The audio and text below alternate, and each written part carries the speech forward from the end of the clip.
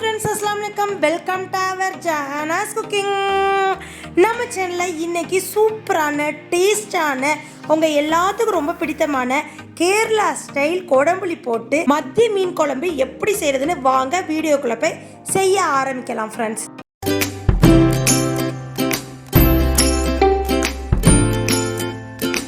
Friends, எப்போவுமே கேரளாவில் ஃப்ரெஷ்ஷான ஃபிஷ் கிடைக்குங்க. அதுக்கும் ஈவினிங் டயத்தில் ரொம்பவே ஃப்ரெஷ்ஷாக இருக்கும். நீங்கள் மீனை பார்க்குறப்பே தெரியும். அப்போ தான் கடல்லேருந்து மீன் பிடிச்சிட்டு வந்து போடுவாங்க. உங்களுக்கு எல்லாமே ஃப்ரெஷ்ஷாக இருக்கிறத பார்ப்பீங்க. அரை கிலோ மீன் பர்ச்சேஸ் பண்ணிட்டு வந்தாச்சுங்க. அதை நம்ம வீட்டிலே க்ளீன் பண்ணி எல்லாம் பண்ணியாச்சு. இப்போ இந்த கொடம்புளி வச்சு தான் நம்ம இந்த குழம்பு வைக்க போகிறோம். கொடம்புளியை மெயின்டைன் பண்ணுறது ரொம்பவே ஈஸிங்க. இந்த மாதிரி அந்த புளியை எடுத்து தனித்தனியாக பிச்சு போட்டு ஒரு அலசிட்டு தண்ணி போட்டு ஊற வச்சிடணுங்க. இதுதான் இந்த கொடம்புளியை நம்ம மெயின்டைன் பண்ணுற விதம். அவ்வளோதான், கொடம்புளி ஊற வச்சாச்சு. நம்ம புளி மாதிரி அந்த நார் அந்த மாதிரி இல்லாமல் இது ஒரு வித்தியாசமாக இருக்கும். நல்ல புளிப்பாகவும் இருக்கும், டேஸ்ட்டாகவும் இருக்கும். இப்போ மத்தி மீன் குழம்பு வைக்கிற ஒரு கடாய் கனமான கடாய் அடிப்பிடிக்காத கடாய் வச்சாச்சு. அதில் நம்ம தேங்காய் எண்ணெய் தாங்க ஊற்றுறோம்.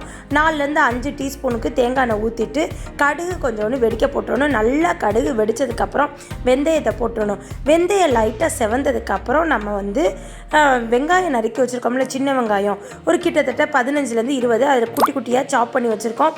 அதோட ஒரு பூண்டு எடுத்து நல்லா அதோடு சேர்த்து சாப் பண்ணி வச்சுருக்கோம். அந்த பூண்டையும் வெங்காயத்தையும் போட்டு நல்லா வதக்கிக்கணும். ப்ரௌனிஸ் ஆகிற வரை வதக்கிடணும். எப்போவுமே கேரளா ஸ்டைல்னால் நைட்டு ஃப்ரெஷ்ஷாக மீன் வாங்கி குழம்பு வச்சு கப்பக்கிழங்கு அவிச்சு அதை தொட்டு சாப்பிட்றதாங்க அங்கே டேஸ்ட்டாக இருக்கும். இப்போ இன்றைக்கி அதான் செய்ய போகிறோம். நம்ம இப்போ கொஞ்சோண்டு கருவேப்பிலையை மேலே போட்டுக்குவோம். வெங்காயம் டிரான்ஸ்பரண்ட்டாக வதங்கிக்கிட்டு இருக்கு. இதுக்கடையில் மேலே உள்ள கப்பையில் கிழங்குல உள்ள தோலையெல்லாம் உரிச்சிட்டு நல்லா அலசிட்டு உப்பும் அப்புறம் தண்ணியும் போட்டு வேக வச்சாச்சு. இப்போ வெங்காயம் வதங்கிக்கிட்டே இருக்குது, நல்லா வதங்கட்டும். அதுக்கப்புறம் ஒரு 3 தக்காளி நல்லா சாப் பண்ணிக்குவோம். சாப்பரில் போட்டு 3 தக்காளியை சாப் பண்ணிவிட்டு அதையும் நம்ம சேர்த்துக்குவோம். ஃப்ரெண்ட்ஸ் பாருங்கள், வெங்காயம் நல்லா டிரான்ஸ்பரண்ட்டாக வதங்கிருச்சு. இதோட நம்ம தக்காளியையும் சாப் பண்ணி அதோட சேர்த்து நல்லா வெங்காயம் மசிஞ்சு வேகிற அளவு வேகட்டும். தக்காளியோட பச்சை வாசனை போனதுக்கப்புறம் நம்ம மசாலா ஐட்டம்லாம் சேர்த்துக்குவோம். ஃப்ரெண்ட்ஸ் பாருங்கள், இப்போ நம்ம தக்காளி சேர்த்தாச்சு. சேர்த்ததுக்கப்புறம் நல்லா வதக்கிக்குவோம். நல்லா வதங்கினதுக்கப்புறம் அந்த தக்காளியோட ஜூசினஸ்லாம் வத்தட்டும், பச்சை வாசனை போகட்டும். நம்ம மசாலா ஐட்டம் மல்லித்தூள், நெக்ஸ்ட்டு மஞ்சத்தூள், மிளகாய்த்தூள் தான் போட போகிறோம் இந்த மீன் குழம்புக்கு. ஃப்ரெண்ட்ஸ், இது ஒரு தடவை நீங்கள் வச்சு பாருங்கள். நம்ம கேரளாவில் தான் போய் செஞ்சு சாப்பிட்ணுன்னு அவசியமே இல்லை. நம்ம வீட்டில் இந்த மாதிரி மத்தி மீன், நெத்திலி மீன், அப்புறம் கிழங்கா மீன், சின்ன சின்ன மீன்லாம் எடுத்து செஞ்சு சாப்பிட்டு பார்த்தீங்கன்னா செம்ம டேஸ்ட்டாக இருக்கும். இப்போ இந்த தக்காளிலாம் மசிஞ்சதுக்கப்புறம் ஒரு 3லேருந்து 4 பச்சை மிளகா 2ஆக உடச்சி சேர்த்தாச்சு. இப்போ 1 டீஸ்பூன் மஞ்சத்தூளும் மல்லித்தூள் உங்கள் குழம்புக்கு நீங்கள் எப்படி போடுவீங்களோ அது மாதிரி நான் மீடியமாக இருக்கனால 3 டீஸ்பூனும் நான் மல்லித்தூளும் போட்டு ஒரு வதக்கியாச்சு. இப்போ ஃபைனலாக நம்ம காரத்துக்கு ஏற்ப தனி மிளகாய் தூள் சேர்த்துக்கணும். அதை நான் 2 டீஸ்பூன் சேர்த்துக்கிறேங்க.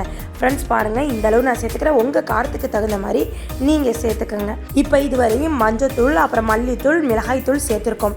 சேர்த்து நல்லா வதக்குனதுக்கப்புறம் உங்களுக்கு எந்த அளவுக்கு குழம்பு வேணுமோ அந்த அளவுக்கு தண்ணி கரைச்சி ஊற்றிக்கணும். அவ்வளோதான் ஃப்ரெண்ட்ஸ். ஈஸி மெத்தடில் சூப்பராக டேஸ்ட்டாக நம்மளுக்கு மத்தி மீன் குழம்பு கேரளா ஸ்டைலில் ரெடி ஆகிக்கிட்டு இருக்கு கொடம்புளி போட்டு. இப்போ வெந்துருச்சான்னு பார்க்குறோம், இன்னும் வேகலை. ஃபைனலாக லைட்டாக ஸ்போக் ஸ்பூன் வச்சு அமுக்கி பார்த்தா வெந்தது தெரியும். அப்போ நம்ம ஆஃப் பண்ணி இருத்துக்கணும். இப்போ அந்த கொடம்புளி இருக்குது பாருங்கள், அதில் கொஞ்சம் கொஞ்சமாக ஊற்றி செக் பண்ணிவிட்டு அதுக்கப்புறம் நம்ம குழம்புக்கு தேவையான அளவு புளிப்புக்கு தகுந்த மாதிரி ஊற்றிக்குவோம். இப்போ அந்த கொடம்புளி மாதிரி இருக்குது பாருங்கள், அதில் ஒரு 2லேருந்து 3 பீஸ் மட்டும் எடுத்து போட்டுட்டு கொஞ்சோண்டு தண்ணி ஊற்றிட்டு அதுக்கு நம்ம குழம்புக்கு எவ்வளோ தண்ணி வேணுமோ அதையும் நான் ஊற்றிக்கிறேன். இது நான் தேங்காய் எண்ணெய், தேங்காய் பால் எதுவுமே தேங்காய் அரைச்சி ஊற்றலை, தேங்காய் பால் ஊற்றலை. நார்மல் தண்ணி, கொடம்புளி, அப்புறம் மசாலா ஐட்டம் மட்டும்தான். பாருங்கள் ஃப்ரெண்ட்ஸ், இந்த அளவுக்கு நான் குழம்பு கூட்டிக்கிறேன். இப்போ இதுக்கு மேலே நம்ம புளி மட்டும்தான், புளி தண்ணி இருக்கிறதுல அது ஊற்றிக்கிறேன். மீன் நல்லா க்ளீன் பண்ணி அலசி வச்சாச்சு. இப்போ இந்த மீன் குழம்புக்கு தேவையான உப்பை சேர்த்தாச்சு.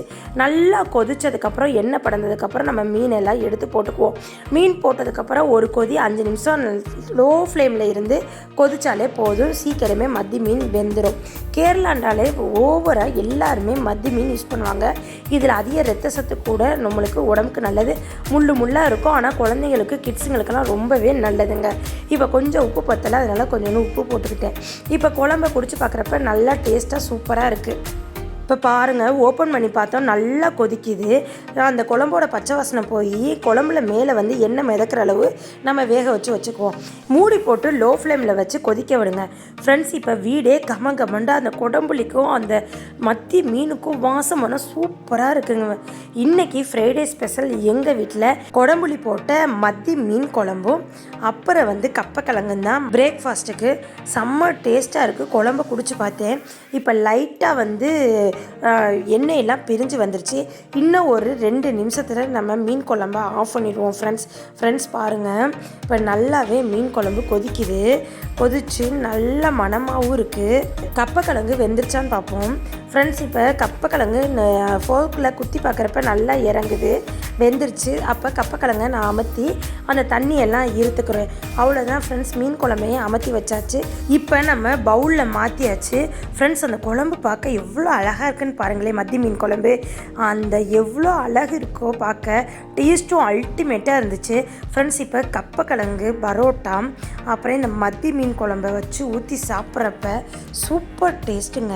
இதே மாதிரி நீங்களும் உங்கள் வீட்டில் ட்ரை பண்ணி பார்த்துட்டு எனக்கு கண்டிப்பாக நீங்கள் கமெண்ட் செக்ஷனில் சொல்லுங்கள் ஃப்ரெண்ட்ஸ். எப்போவுமே நீங்கள் கப்பக்கிழங்குக்கு சின்ன மீன் குழம்பு வச்சு டேஸ்ட் பண்ணி பார்த்தீங்கன்னா செம்ம டேஸ்ட்டாக இருக்கும், சூப்பராக இருக்குங்க ஃப்ரெண்ட்ஸ். இதே மாதிரி நீங்களும் உங்கள் வீட்டில் செஞ்சு சாப்பிட்டு பார்த்துட்டு கமெண்ட் செக்ஷனில் சொல்லுங்கள் ஃப்ரெண்ட்ஸ். லைக் பண்ணுங்கள், ஷேர் பண்ணுங்கள், கமெண்ட் பண்ணுங்கள், மறக்காமல் சப்ஸ்கிரைப் பண்ணிடுங்க ஃப்ரெண்ட்ஸ். பக்கத்தில் உள்ள பெல் ஐக்கானை கிளிக் பண்ணிங்கன்னா தான் நான் போடுற புது ரெசிபி புது விளாக் உங்களை வந்து சேரும். இதே போல் நெக்ஸ்ட் ஒரு அருமையான விளாகில் உங்களை வந்து சந்திக்கிற வரை எனக்காண்டி வெயிட் பண்ணுங்கள். நெக்ஸ்ட் வீடியோவில் பார்ப்போம்.